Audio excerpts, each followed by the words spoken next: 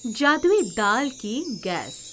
ठेकेदार पंकज अपने गांव का सबसे अमीर आदमी था। पंकज के पास बहुत पैसे थे, लेकिन वो बहुत बड़ा कंजूस था। वो अपने पैसे बेफिजूल में खर्च नहीं करता था और ना ही किसी जरूरतमंद की मदद करता था। मुंशी, इस गांव का सबसे बड़ा आदमी कौन है? सबसे बड़ा कंजूस भी तो आप ही है। मुझे कुछ बोल क्यों नहीं रहे हो? सबसे अमीर आदमी कौन है? जी हुजूर, आप है। आपके अलावा और कौन हो सकता है? उसी वक्त एक किसान ठेकेदार के पास आता है कुछ पैसे उधार मांगने के लिए। बारिश की वजह से किसान का फसल खराब हो जाता है। ठेकेदार जी, मुझे कुछ पैसे चाहिए, बहुत जरूरी है। पैसे चाहिए, लेकिन मेरे पास तो अभी पैसे नहीं है। क्यों मुंशी जी? हुजूर, कभी तो सच बोला कीजिए। मुंशी जी! जी हुजूर, एकदम सही बोले आप। जरा सा भी पैसा नहीं है। रामू को ठेकेदार पैसा नहीं देता है। रामू वापस घर जा रहा था तो रास्ते में फल वाला भोला मिलता है और पैसे के बारे में पूछने लगता है। अरे रामू, क्या बोला ठेकेदार ने? पैसे दिए कि नहीं दिए? क्या बताऊं भोला, जिंदगी में इससे बड़ा कंजूस मैंने आज तक नहीं देखा। ये तुम्हें आज पता चला? पूरी गांव को पता है ये बात। चलो तुम कहीं और देखो, मैं दुकान जाता हूँ, मुझे देर हो रही है। रामू वहाँ से चला जाता है। भोला को देर हो रही होती है तो वो अपनी दुकान चला जाता है, अपने फलों को सजाने लगता है। तभी उसे ठेकेदार आते दिखता है। अहो, अरे किसका आज सुबह सुबह मुंह देख लिया? पूरा दिन खराब हो जाएगा। अरे भोला, खूब पैसे कमा रहे हो। अरे हुजूर, ये आप क्या कह रहे हैं? आपसे ज्यादा कोई अमीर होगा क्या? अरे नहीं भोला, मेरे पास तो पैसे नहीं है। क्यों मुंशी? हाँ, सिर्फ सोने ही सोने हैं, पैसे कहाँ हैं? ठेकेदार का निशान तभी सेब पर पड़ता है और उसे खाने को मना करता है, लेकिन पैसे खर्च नहीं करना चाहता है। भोला, मुझे 1 किलो सेब दे दे। इतना बड़ा आदमी और सिर्फ 1 किलो? अब ठीक है हुजूर। कितना पैसा हुआ भोला? जी 60 रुपए। बाप रे! ठीक है, बाद में ले लेना। ठेकेदार चला जाता है। भोला का बेटा रवि और किसान का बेटा राहुल भोला की दुकान के पास आते हैं। भोला को उदास देख, क्या हुआ पापा, आप उदास दिख रहे हो?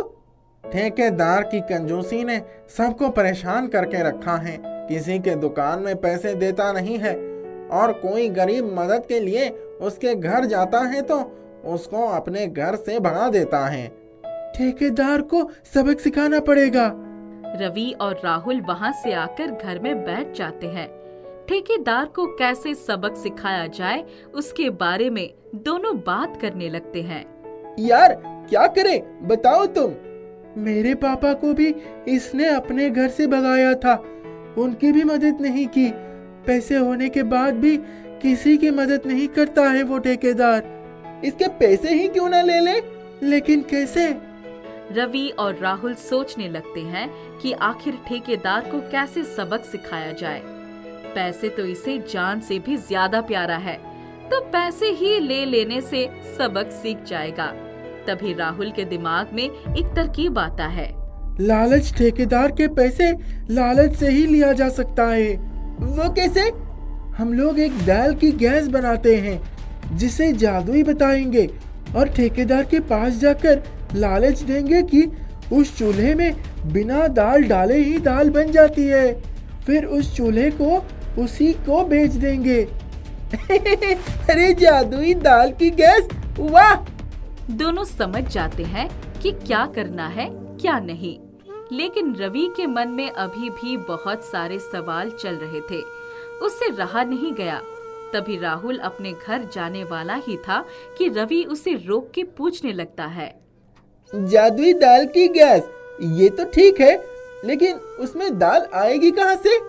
लालच से उस ठेकेदार का ध्यान भटका देंगे और उसी समय दाल और सारा सामान डाल देंगे। जादुई दाल की गैस तो ठीक है, पर हम ठेकेदार के पास जाकर कैसे बेचेंगे? हमें तो वो पहचान लेगा ना। मेरा एक दोस्त है जिसके पास नकली दाढ़ी, मूंछ और बाल है। उसे लगाकर जाएंगे तो नहीं पहचानेगा। रवि राहुल के घर से सीधे अपने उस दोस्त मुकेश के पास जाता है, जिसके पास नकली मूंछ, दाढ़ी और बाल होते हैं। अरे राहुल, बड़े दिन बाद दिख रहे हो, सब ठीक है ना? सब ठीक नहीं है। राहुल, तुम्हें जो मदद चाहिए सारी मदद मिलेगी। मुझे नकली दाढ़ी, मूंछ और बाल चाहिए। ठीक है, अभी लाता हूँ। राहुल नकली दाढ़ी, मूंछ और बाल लेकर वहाँ से निकल जाता है।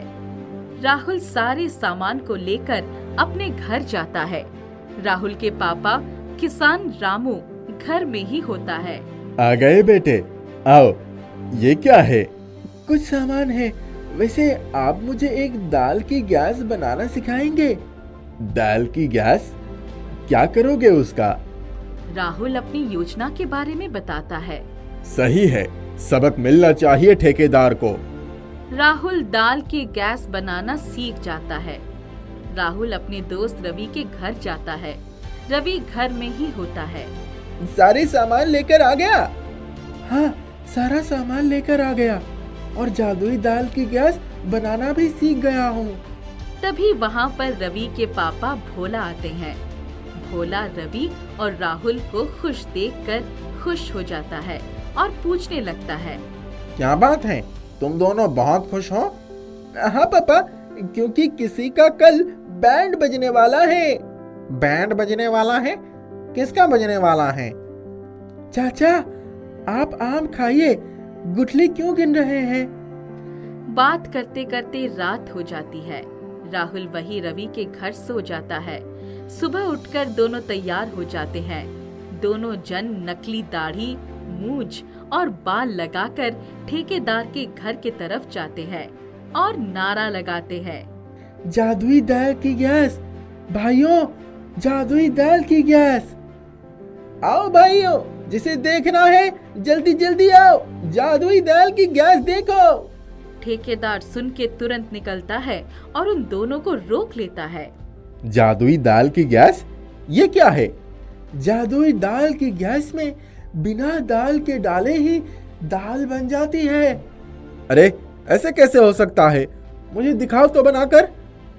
राहुल तुरंत दाल की गैस बनाने लगता है और कुछ ही देर में बन जाता है। ये है जादुई दाल की गैस। इसी में बनेगी बिना दाल को डाले ही दाल। अब इसमें हम कुकर चढ़ाएंगे। राहुल कुकर चढ़ाकर उसमें पानी डाल देता है और वही बैठ जाता है। तभी रवि बाहर खुद के पैसे गिराकर चिल्लाता है, ये पैसे किसके हैं? इतने सारे पैसे यहाँ गिरे हैं, किसके हैं ये?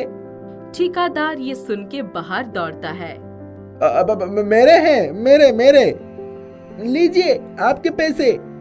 इतनी देर में राहुल कुकर में दाल, हल्दी और जितनी भी सामान लगता है दाल बनाने में डाल चुका होता है। बस और कुछ देर, फिर हम जादुई दाल की गैस की कमाल देखेंगे।